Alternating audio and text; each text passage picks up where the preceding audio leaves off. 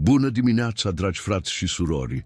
Este cu mare bucurie că ne reunim astăzi pentru a căuta prezența lui Dumnezeu în viețile noastre, mai ales prin rugăciunea de dimineață. Acest moment este o oportunitate valoroasă pentru a ne reînnoi credința și a încrede în protecția divină care ne este promisă. Psalmul 91 ne învață despre siguranța găsită sub aripile celui preaînalt, un adăpost sigur în vremuri de incertitudine. Când reflectăm asupra acestui psalm puternic, suntem amintiți că protecția lui Dumnezeu nu este doar pentru noi, ci și pentru copiii noștri. Într-o lume plină de provocări, rugăciunea devine un instrument esențial pentru a asigura că cei mici sunt păziți sub harul divin. Fiecare cuvânt rostit în rugăciune este un act de credință care se înalță către cer, strigând pentru protecția pe care doar Dumnezeu o poate oferi. Când ne rugăm pentru siguranța copiilor noștri, invocăm o putere mai mare care ne ghidează și ne sprijină. Este un apel la vigilență spirituală, recunoscând că, în calitate de părinți, trebuie să fim atenți la capcanele care pot apărea. Psalmul 91 ne încurajează să avem încredere în Dumnezeu, știind că El este adăpostul nostru și tăria noastră, mereu gata să ne protejeze. Practicarea rugăciunii matinale nu se limitează doar la spațiul fizic al unei biserici. Aceasta poate și trebuie să fie integrată în casa noastră. Când începem ziua în comuniune cu Dumnezeu, stabilim un mediu de pace și siguranță. Astfel, copiii noștri vor simți această protecție și vor fi mai pregătiți pentru a înfrunta provocările zilei. A binecuvânta copiii noștri cu rugăciunea este un act de iubire necondiționată. Este un legat spiritual pe care le lăsăm, arătându-le că credința este un pilon fundamental al vieților noastre. Când invocăm promisiunile lui Dumnezeu, ne unim într-un scop mai mare, căutând protecția divină care ne întărește și ne ghidează. Prin urmare, să ne unim în rugăciune și să încredințăm copiii noștri sub protecția sa. Bună dimineața, dragi copii! Este o nouă zi care începe și vă invit să vă deschideți inimile și să ascultați glasul meu. Când vă treziți, amintiți-vă că sunt cu voi la fiecare pas. Când vă rugați dimineața, căutați refugiu în mine, așa cum psalmistul a spus, cel ce locuiește în adăpostul celui preaînalt, la umbra celui atotputernic se va odihni. Aici veți găsi siguranță și pace, chiar și în mijlocul furtunilor vieții. În acest moment vreau să priviți la copiii voștri și să simțiți dragostea pe care o am pentru ei. Așa cum îi iubiți voi, eu îi iubesc și mai mult. Strigați pentru protecția mea asupra lor, pentru că niciun rău nu-ți va veni, nici vreo plagă nu va ajunge la cortul tău. Aveți siguranța că sunt mereu vigilent, păzindu-i pe fiecare dintre ei în îmbrățișarea mea. Când vă rugați, învăluiți-i în grija mea, știind că viețile lor sunt în mâinile mele. Amintiți-vă că rugăciunea este o punte care leagă inima voastră de a mea. Pe măsură ce vă ridicați în credință, puterea care izvorăște din rugăciunea voastră atinge lumea spirituală și aduce protecție. Când invocați numele meu, eu ascult și răspund. El mă va chema și eu îi voi răspunde. Voi fi cu el în necaz. Simțiți siguranța că voi fi alături de copiii voștri în toate momentele, ghidându-i și protejându-i. Când vorbiți pentru cei mici, cereți-le să aibă discernământ pentru a înfrunta influențele din jur. Viața poate fi provocatoare, dar înțelepciunea pe care eu o ofer este mai mare decât orice obstacol. Învață-l pe copil în calea pe care trebuie să o urmeze și chiar și când va îmbătrâni, nu se va abate de la ea. Învață-i să caute prezența mea și să aibă încredere în mine în toate situațiile. Aceasta este cheia pentru o viață sigură și împlinită. A te trezi și a dedica timp în rugăciune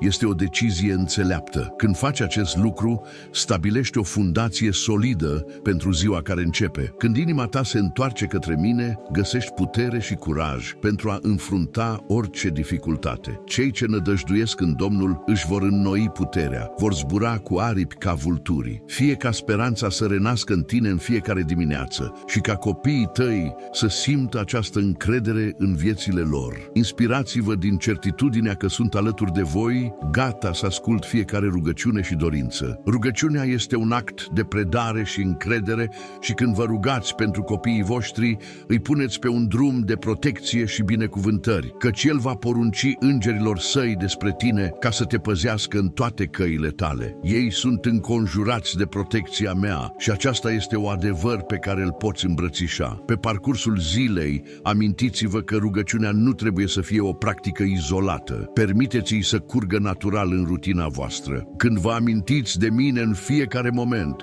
copiii voștri vor învăța și ei să facă același lucru. Și când vă rugați, să nu folosiți multe cuvinte ca neamurile. Sinceritatea și simplitatea rugăciunii sunt cele care ating inima mea. În fiecare dimineață nouă, faceți o legământ de credință, cerând ca eu să fiu prezent în fiecare pas pe care copiii voștri îl fac. Să fie ghidați de Duhul meu în deciziile și interacțiunile lor. Voi spune Domnului, Tu ești adăpostul meu și tăria mea, Dumnezeul meu în care mă încred. Acesta este mărturia pe care le-o puteți transmite, arătându-le că încrederea în mine este adevărata siguranță. Fii ferm în scopul tău de a te ruga cu credință și iubire. Rugăciunea este ca un scut care îi protejează de adversități. Când strigi pentru protecție, declarând că împreună sunteți într-o călătorie sub supravegherea mea. Cu lungime de zile îl voi sătura și îi voi arăta mântuirea mea. Această promisiune este pentru tine și pentru copiii tăi, un reminder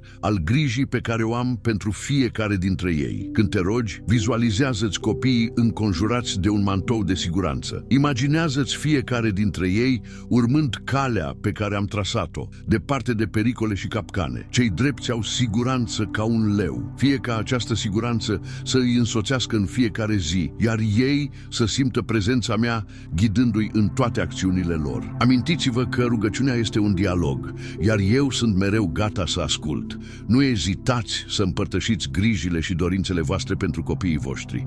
Aruncă-ți îngrijorarea asupra Domnului și El te va sprijini. Când faceți acest lucru, vă eliberați de greutatea anxietății și permiteți ca eu să mă îngrijesc de toate. Această predare este un pas fundamental pentru a experimenta pacea pe care doar eu o pot oferi. Rugăciunea transformă neliniștile voastre în încredere, iar cu fiecare cuvânt pe care îl rostiți, creați un spațiu pentru ca iubirea și harul meu să curgă în viața voastră și în viața copiilor voștri. În timp ce vă dedicați acestui obicei, observați că rugăciunea este și o oportunitate de mulțumire. Rezervați un moment pentru a reflecta asupra binecuvântărilor pe care vi le-am dat deja. Mulțumiți în orice împrejurare. Aceasta este voința lui Dumnezeu pentru voi în Hristos Iisus. Fiecare detaliu mic care aduce bucurie zilei voastre este un reminder al grijii mele constante. Prin exprimarea recunoștinței, deschideți inimile voastre pentru mai multe binecuvântări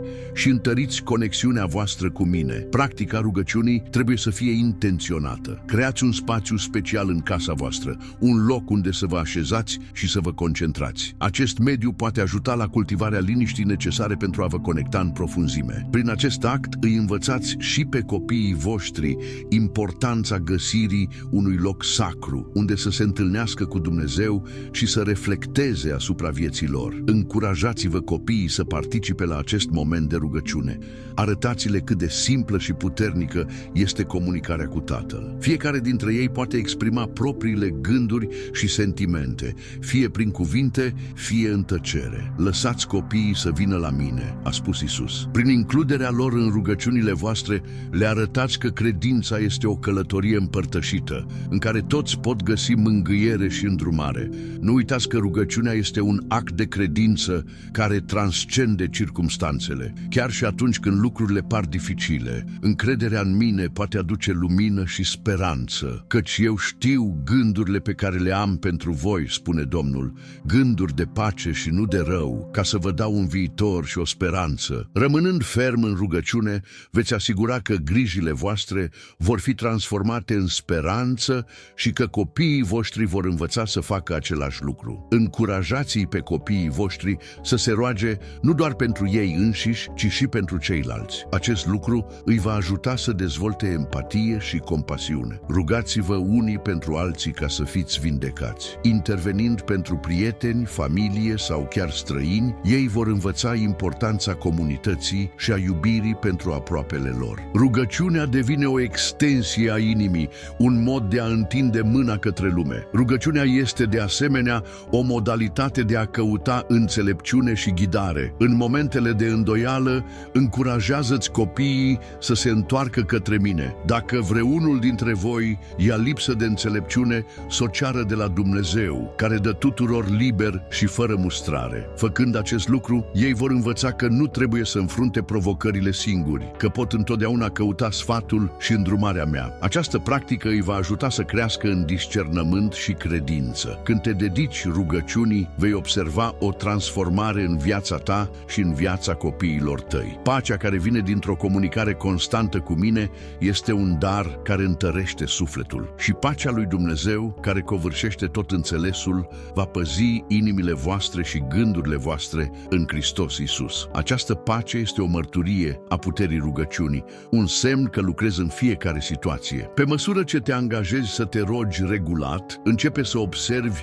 micile răspunsuri la cererile tale. Adesea, răspunsurile nu vin așa cum te aștepți, dar să știi că întotdeauna lucrezi pentru binele tău. Și știm că toate lucrurile lucrează împreună spre binele celor ce iubesc pe Dumnezeu. Fiecare situație, fiecare provocare este o oportunitate de a crește în credință și dependență de mine. Rugăciunea este o cale spre transformare, nu doar în viața ta, dar și în viața copiilor tăi. Pe măsură ce ei experimentează fidelitatea și bunătatea lui Dumnezeu, credința lor va deveni puternică și rezilientă. Dacă veți rămâne în mine și cuvintele mele vor rămâne în voi, veți cere tot ce veți vrea și vi se va face. Aceasta este o invitație pentru ei de a aprofunda relația cu mine și de a descoperi bucuria unei vieți de rugăciune. Nu subestima puterea rugăciunilor simple și sincere. Adesea, în micile conversații, găsim cele mai mari răspunsuri. Domnul este aproape de toți cei care îl cheamă, de toți cei care îl cheamă în adevăr. Când tu și copiii tăi vorbiți cu mine din inimă, cultivați împreună o intimitate care întărește credința și aduce mângâiere în fața adversităților. Pe parcursul călătoriei vieții, ca rugăciunea să devină un reflex al iubirii tale față de mine și față de copiii tăi. Fiecare moment de conversație să fie un pas mai aproape de o relație mai profundă și mai semnificativă. Dedicându-te acestei practici, nu doar că îți transformi viața, dar și semeni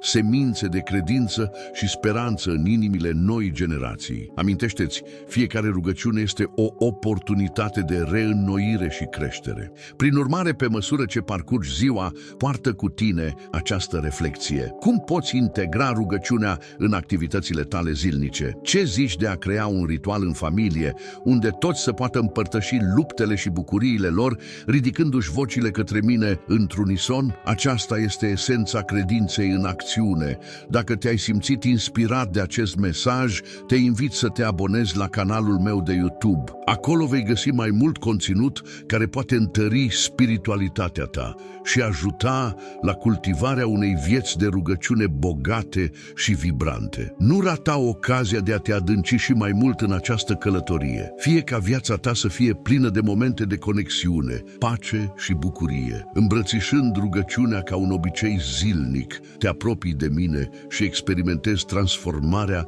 pe care doar adevărata iubire o poate aduce. Mergi înainte cu curaj și hotărâre, știind că fiecare pas făcut în credință îți luminează calea. Haideți să mergem împreună în această călătorie.